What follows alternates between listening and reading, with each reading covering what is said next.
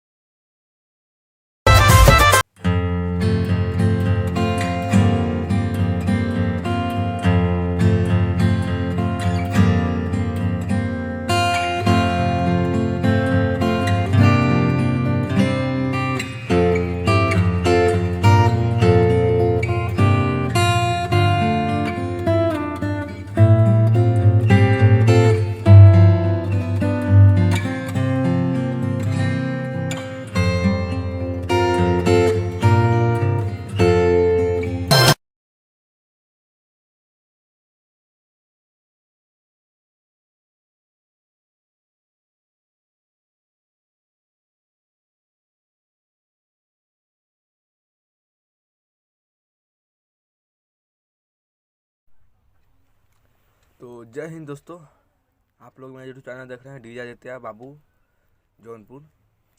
तो गाइस आज हम कुछ सॉन्ग लेके आए हैं नोवा स्टैक म्यूजिक। तो आप लोग ने सॉन्ग तो पहले सुन ही लिए होंगे, ठीक है। इस वीडियो में आपको देने वाले हैं पासवर्ड, जो कि हम मुंह से बोल के देने वाले हैं, ठीक है। जो कि दिखाते नहीं है, आप लोग देखते हुए वीडियो नहीं हो कमेंट कर दो कि भाई डाउनलोड नहीं हो रहा है, पासवर्ड नहीं मिल रहा। तो इसकी वजह से हम भाई आपको पासवर्ड बोल के देने वाले हैं। तो आप लोग मेरा बस ये पूरे सुनो, ठीक है। हम 1 या 2 स्टेप में आपको पासवर्ड देंगे, तो वीडियो को आप लोग पूरा से पूरा देखें, ठीक है। जो कि एफएम का वीडियो है, जैसे मिक्सिंग हम करते हैं उस तरह का वीडियो है। तो आप लोग वीडियो पूरा देखें और कमेंट करिए जो भी आप लोग को चाहिए, ठीक है। इस गाने में हम आपको सॉन्ग तो सुनाने वाले नहीं हैं, क्योंकि आप लोग पहले तो सॉन्ग सुन ही चुके होंगे। तो बस इस वीडियो में हम आपको दिखाने वाले हैं कि किस तरह से सॉन्ग मिक्स होता है, किस तरह से मतलब कि बैकग्राउंड एडिट किया जाता है। तो बस यही कुछ महत्वपूर्ण आपको बात हम इस वीडियो के माध्यम से बताने वाले हैं। और किसी प्रकार का अपना वॉइस या FL स्टूडियो डाउनलोड करने के लिए हमारा नीचे डिस्क्रिप्शन में लिंक आपको मिल जाएगा, वहाँ से जाइए, आप लोग डाउनलोड कर सकते हैं जो भी चीज़ चाहिए। ऐसे हमारा वेबसाइट का भी लिंक आपको नीचे डिस्क्रिप्शन में मिल जाएगा, वहाँ से भी आपको साइट हमारा है जो कि पंकज.tk है। तो आप लोग वहाँ से भी जाएँ, वहाँ से भी डाउनलोड कर सकते हैं, हमारा वेबसाइट है। और अधिक जानकारी के लिए हमसे हमारे कॉन्टैक्ट पर संपर्क करिए, हम आपको जितना हो सके उतना सहायता करेंगे। तो फिर कुछ नया कुछ नॉलेजफुल वीडियो लेके आएंगे कल। तब तक हमारे यूट्यूब चैनल पे बने रहिए और देखिए हमारा वीडियो में आपको पासवर्ड हम आगे वीडियो वाले वीडियो में बोल चुके हैं, ठीक है।